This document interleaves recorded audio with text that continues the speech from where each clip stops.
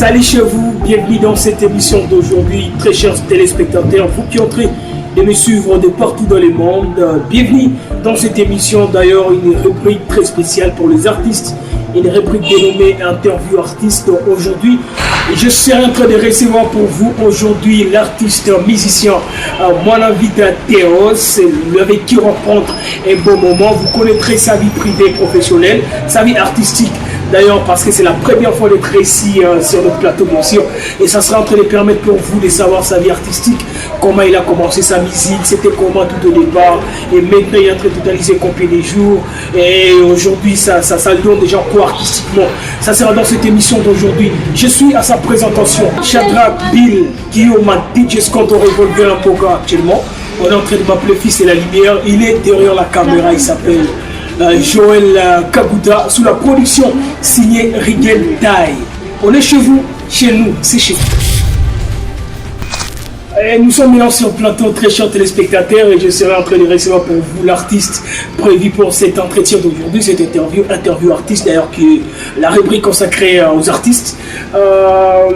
Mon invité à Théo, c'est un grand plaisir de vous recevoir dans cette émission.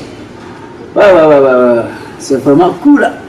Bon, malheureusement, je parle swahili et l'anglais. Voilà que tu peux parler le... Ah non, c'est pas un problème. Le français, moi, je parle nous sommes là pour toutes les langues possibles. Même à Kiswahili, ça peut aller très bien. D'ailleurs, ça permettra à toutes les couches de nous suivre parce qu'ici chez nous, souvent, c'est la langue Kiswahili qui bat toujours record. Alors, mon invité à tout le monde fera pour poker, pour l'édition et tout, parce qu'elle est surtout qui tourne très erré d'ailleurs. À travers le plateau, et tu allais pour recevoir, et tant qu'artiste. Beaucoup de gens qui sont artistes, musiciens, mais aujourd'hui, nous te recevons en tant qu'artiste. Est-ce que tu peux kutongelesha propos ya carrière artistique yako aussi depuis quand tu es déjà en carrière solo? Merci beaucoup. Asante sana wewe ambaye unatutazama sasa hivi, tuko pamoja kama tano na ngumi. Hivi katika madogo ambayo ninaweza zungumza kwamba muziki nimeanza awali, sijaanza juzi, hapana. Nimeanza awali kabisa.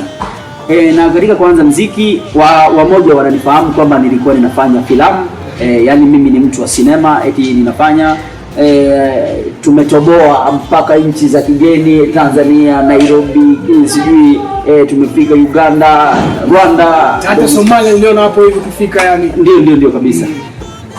Lakini katika zile siku tulikuwa tunafanya filamu. Alafu wakati wanamuziki walikuwa wanaingia, kipaji cha muziki kilikuwa bado kiko ndani mwangu. Unaona? Wakati mtu anaimba ninamuona na mcheki nasema hii itakuwa ni kitu. Wacha na mimi nistoe kidogo. Unaona?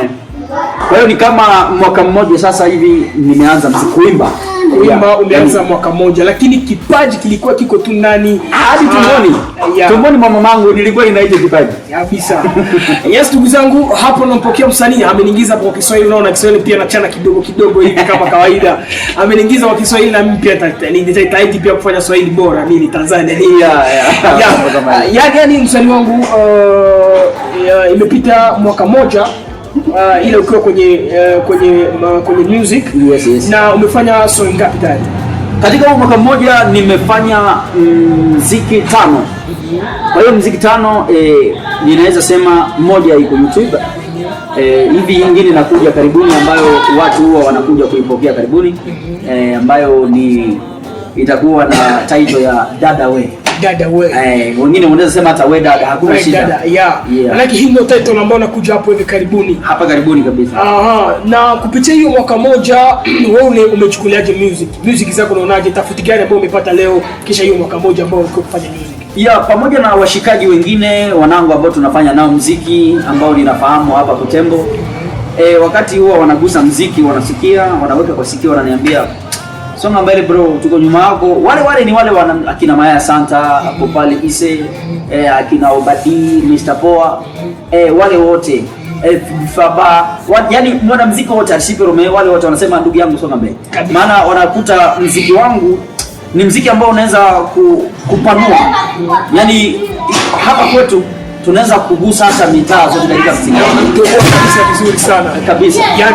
Yani kupitia music zako kwanza umejisikia fresh, umejisikia so fresh sana, kwa sababu hao wote ambao walianza mbele yako wanakuja wakikaribia kuagizia kuwa unafanya kwanza vizuri, na kupitia leo, kesho na kesho yake unaweza kutoboa tayari na music zako zitapika pale zote yani. Na hii ndio imekupatia fursa zaidi ya kufanya music na umekamata music kuwa kazi. Ya, nimechukua kama kazi sababu hata vile jinsi nilikuwa nina toboa katika filamu, ni vile ninatoboa kwa muziki. Sababu filamu nilichukua kama kazi na ikawa inanipa madogo, ni vile muziki nitaifanya vile jinsi nilikuwa nafanya filamu. Ya, na hapo unapoingia kwenye hiyo ulimwengu wa music unaacha filamu ama ni vipi? Hapana, sijaacha filamu. Sababu wale washikaji wanaonifuata kwa filamu bora pia niwaridhishe. Wanataka muziki wao pia niwaridhishe. Yaani upande wote mbili nigusie. Lakini kwenye filamu ulikuwa unafanya vizuri bwana. Kwa sababu watu wengi nimeona watu wengi wamekuwa kinagizia kwa huyo ni msanii ambaye alikuwa akitoboa vizuri kwenye filamu nini. Leo ameingia kwenye hiyo ulimwengu wa music atafanya vizuri kweli. Na uone chukuliaje hiyo question ambayo ni mashabiki ambao wana hajaka zaidi sana ya kusikia wasanii wao wakiperfume, wakifanya vitu vizuri sana. Unaweza kutufanyia kitu moja hivi ambao mafans saa hizi wanaweza wakisikia na kusema kwa huyo msanii ni msanii ambaye anaweza kutoboa tayari kupitia hata music. Yaani vile unavyosema eti mimi kufanya kitu moja hivi. Yes, vile unavyosema eti wananiuliza kama utatoboa vizuri kupitia, kwa sababu kwenye filamu wamekuelewa tayari vizuri. Mimi hapo kwenye music nitatoboa kabisa. Sababu vile jinsi nilizaliwa nikawa sijui kitu, nikajifunza nikajua kutoboa filamu. Wakaelewa. Vile kidogo wataelewa nini music. Yes, sababu katika kufanya music ninaweza sema music ni kitu ambacho kinaingia, yani kinapiga mongingo. Lakini piga mongingo kwenye vichwa kabisa, hata wale walevi tutakuwa tunaimba wa wale wenye wana hapo inatoboa tayari. Inatoboa. Mambo kama hivi. Na wakati unapofanya music wewe kibinafsi, lengo gani kubwa ambao unayo? Zaidi sana ni kuwapea message. Sababu huwa unaona tunafanya muziki kuadibisha. Wazazi walituadibisha na sisi pia inabidi tuadibishe hata wenye wanatufuata nyuma. Alafu unaona leo sitaweza kumkujia mtu na mwambia usio unavaa hivi, usio unavaa hivi au usio hivi, usitembee hivi. Lakini inabidi nikiipa message fulani. Kwa mfano mdada, ni kama vile hii nyimbo yangu ya mpya. We dada, inasema nini? Inasema ulikuwa na mtu nyumbani, ulikuwa naye vizuri, lakini inatokea tu ghafla anachanganywa na watu nje na imenipatia hiyo uba kusikia. Lakini hapo nimesikia kwenye hiyo mstari yako hapo umeimba wanasemaje? Kiingereza nini? No, hapo sio Kiingereza hapo. Wanasemaga Lingala.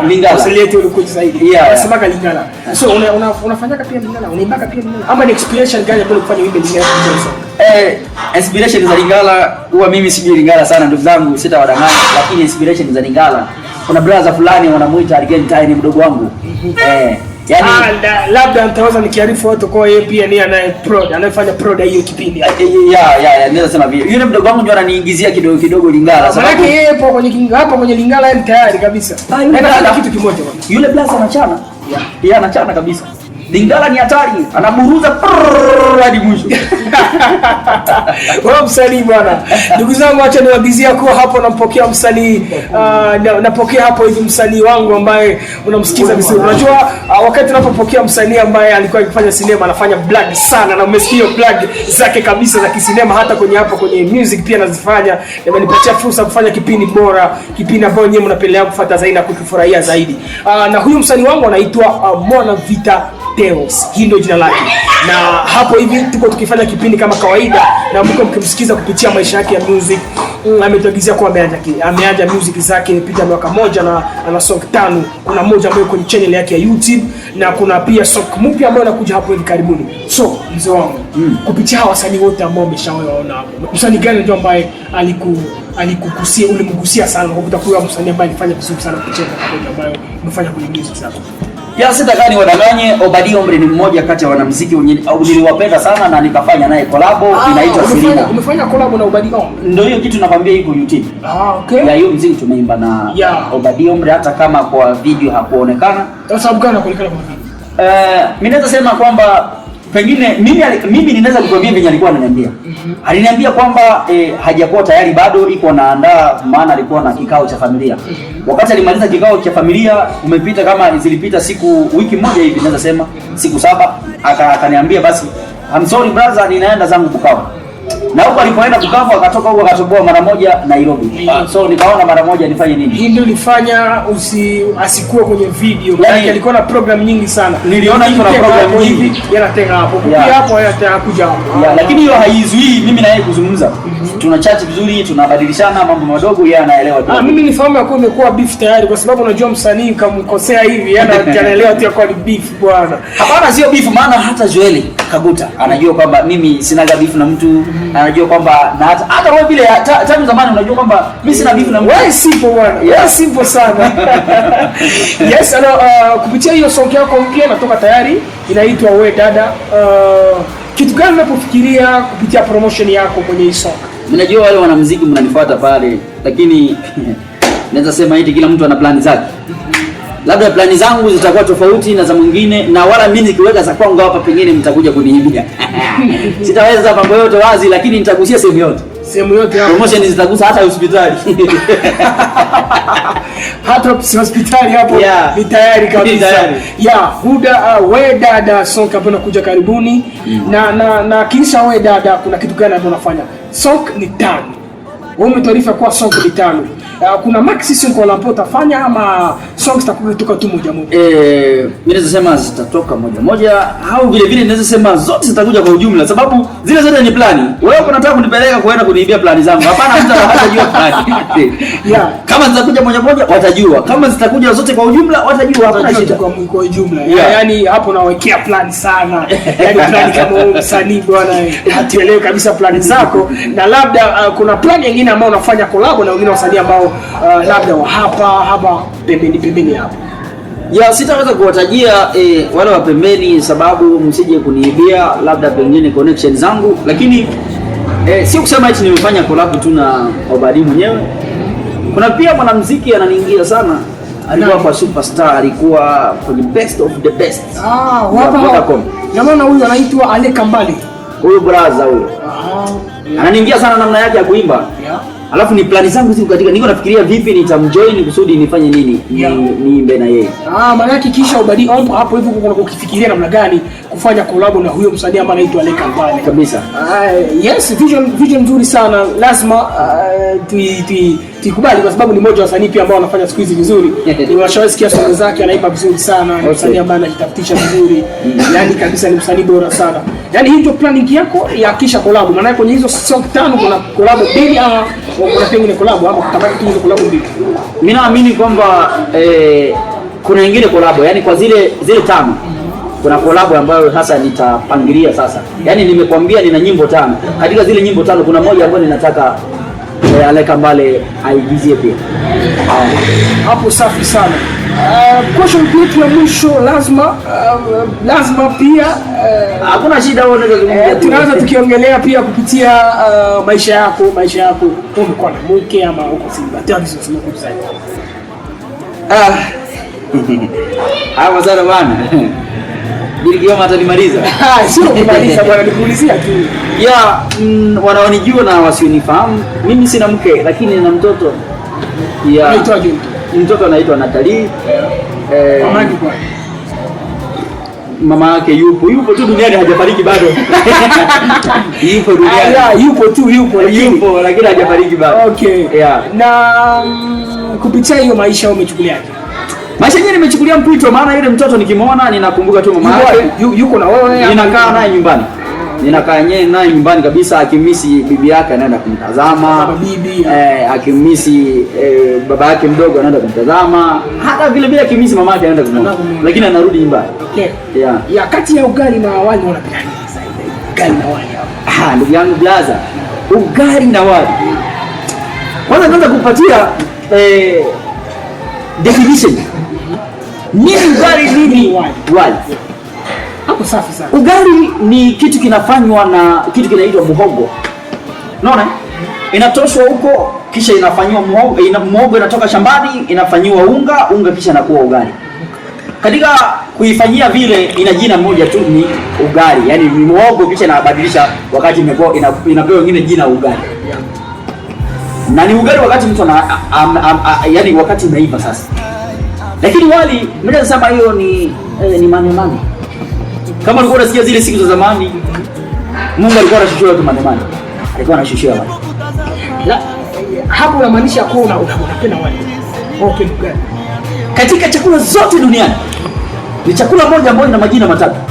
Tena kwa Swahili. Ni chakula moja ina majina matatu kwa Swahili. Nini? Wakati kuchambani ni mpunga. Imeshasagwa mchele, wakati imeiva ni wali. Chakula ambacho ina utatu mtakatifu. Mpunga, mchele, wali, utatu mtakatifu. Baba, Mwana, Roho Mtakatifu. Ndugu zangu, huyo ni msanii wa sinema, pia ni msanii wa music. Hapa anatuelezea ametuelezea maneno nyingi sana, lakini hadi ndani pia imenijenga bwana, imenijenga pia kwa sababu unajua kuwa na wasanii kama hawa kwenye platform zetu kama hizi nafanya vizuri sana. Na kupitia Mercedes Benz hapo nakuletea Mercedes Benz na pia nakuletea Ferrari. Unapenda hata zote zile sitaki, ninataka Bugatti. Yeah. Yaani Bugatti ndio unafurahia zaidi. Bugatti naipenda na Lamborghini. Yaani ni vitu ambavyo ninafikiria maisha kama haya ambayo nitaishi, sababu nyumba nzuri kama hii mtu akiweka pale Lamborghini, Bugatti pale, mambo inakaa sawa. Inakaa sawa kabisa. Yeah. Wewe utakuwa nijibu tu jina ya mtu. Nitakwenda kujibu jina ya mtu. Yeah. Ya mtu tu. Ninakuswali jibu, wewe nikakuswali watu 2 au 3 jina ya mtu. Ukiniswali nitataja jina la mtu mmoja. Wewe kibinafsi kati ya msanii Eric Makasi na Obadi Obe, nani anafanya R&B? Sasa ningemtaja mtu mmoja pale kati ya wewe unamtaja tu kupitia wewe kibinafsi unamchukulia msanii gani ambaye anafanya vizuri R&B hapo town kati ya Eric Makasi na Obadi Obe? Wote wanafanya sawa ndugu yangu. Wewe unataja tu mtu. Wote wanafanya sawa, lakini kupitia namna ya kuimba, namna ya sauti au namna ya, mimi siseme namna ya sauti, mimi ninasema unajibu jina tu ya msanii kati ya Eric Makasi na Obadi Obe. Ona mpenda ndugu yangu Makasi yeye anachapa. Nishakusikia Bemba. Nani? Bemba nyama mkali. Nishakusikia. Ninamsikia? Yeah. Na pia yule ambao unamuita Black Man Boss. Nishakusikia. Naye pia ninamsikia. Kati hao bilanga chako. Kati ya wote wawili. Mafuta kusuka nywele inaambia babako. Black Man ni hatari. Black Man ni hatari. Wewe unamkubali? Kati ya Bemba na Black Man anachana vizuri. Yeah, wewe utakuwa ni jibu yes ama no. Yes ama no. Hapa tunachukua kwenye questions zingine. Yes ama no. Hakuna shida. Yeah. So mzee wangu Mwana Vita Theos, umeshawahi kuja pombe siku moja? No. Umeshawahi vuta bangi siku moja? Dawa ya corona hiyo ndugu yangu nishawahi piga. Hapo hivi ushawahi vuta bangi? Simuti lakini nilikula. Yeah, nishawahi kula bangi. Nilikula bangi. Yeah. Natafuna kabisa. Zuri kupunguza corona mwilini. Lakini inapunguza corona. Ndugu yangu hiyo hadi watoto unakuwa unaangalia kwa upande wa 3 unamkuta gani wa 4. Umeshaimba nyimbo wapi? No. Umeshaimba nyimbo nzuri? Yes. Umeshawahi siku moja kuimba nyimbo ya watu studio na umeifanya imekuwa yako? No. Umeshawahi fanya collab na mtu na amekataa kuja kuparticipate kwenye video? Obadi Obe ni mmoja. Umeshawahi fanya collab na msanii ambaye amekukoroga studio? No. Lazima nikushukuru kwa sababu umekuwa mmoja wa wasanii ambao wamefanya na mimi vipindi, na kufanya na mimi kipindi ni kitu kikubwa sana. Unaona, kwa sababu tunafanyaga vipindi ambavyo watu wanafurahiaga zaidi na wanavifurahiaka zaidi na wanakuka na sie mbambadu kwenye vipindi vyetu. Nakushukuru sana, ilikuwa furaha kupokea kupitia kipindi chetu siku ya leo, na question yangu ya mwisho itakuwa tupatie project yako kupitia mwaka. Unatarajia kufanya nini kwenye huu mwaka, na kitu gani ambacho kitashangaza mafans wako ambao wanakufuata sasa hivi kupitia kipindi? Kwanza kitu kimoja, mafani wote ninasema mtulie, mambo inakuwa sawa kabisa, sababu siku hizi tuko tunafanya muziki kazi. Kazi muziki. Mambo kama hiyo. Yaani kusema plani zangu za mwaka huu 2022 mimi naweza sema ni plani nzuri sana. Na ni plani ambayo wote wataridhika. Sababu wakati ninakuletea muziki na unaisikia, unakuwa unajiuliza kitu kimoja. Huyu ni msanii tu hapa Butembo au ni msanii kakulia sehemu nyingine? Nitakwambia mimi msiko mnafikiri labda mimi siko Mkongomani. Mimi ni Mkongomani tena 100%. Mkongomani mzoro Butembo, sema tu mazingira yametufanya tusambaratiki. Lakini wote tuko hapa na ndio maana tunaiba mambo mengine kule tukuyaleta kwetu kusudi hapa kwetu pia patoke mzizi ambayo ni kali. Yaani plani zangu mimi naweza sema ni kuwakilisha muziki songa mbele na tufanye hata connection na watu fulani ambao watatusupport kwa muziki pamoja na wanamuziki wa nchi zingine za kigeni. Nakushukuru mzee wangu, labda nikushukuru pia kupitia ujio wako kupitia kipindi chetu siku ya leo. Unajua kufanya kipindi hivi nafanya kitu cha maana sana lazima. Nakushukuru sana mzee wangu. Nitakumbusha wale mashabiki wote ambao walikuwa wakitusikiza kupitia kipindi ya siku ya leo. Nilikuwa nikimpokea msanii wangu, ni msanii ambaye anafanya vizuri na imenipatia fursa pia kumpokea kupitia plateau yetu ya siku ya leo ile msikize pia anaongea kivipi, so planning zake ni vipi, music zake zinaendeleaje. Na mmemsikia, lazima ni washukuru pia nyinyi ambao mlikuwa mkitusikiza kupitia kipindi ya siku ya leo. Na mimi nilikuwa nikiwapitia kipindi hapa, nimeona kwa Kiswahili lakini kwa Kifaransa ni zaidi sana. J'étais à sa présentation, Shadrack Bill Guillaume, DJ Skonto Revolver Moka. Actuellement, on est en train de m'appeler Fils de la Lumière et je vous ai présenté cette émission d'une manière hors du professionnel. J'étais avec l'artiste Monavita Theos, que vous avez suivi d'ailleurs à travers cette émission d'aujourd'hui. On se retrouve très prochainement dans nos prochaines émissions. Surtout, je suis en train de vous rappeler, n'oubliez pas d'activer la cloche de notification, de s'abonner sur la chaîne où vous êtes en train de nous suivre maintenant. Surtout, partagez, likez, commentez cette émission, ça va nous faire plaisir. Surtout aussi valoriser cette bonne musique, la bonne musique bibolaise qui peut aussi marquer une image positive partout dans le monde. On se retrouve très prochainement. Bye bye, à la prochaine.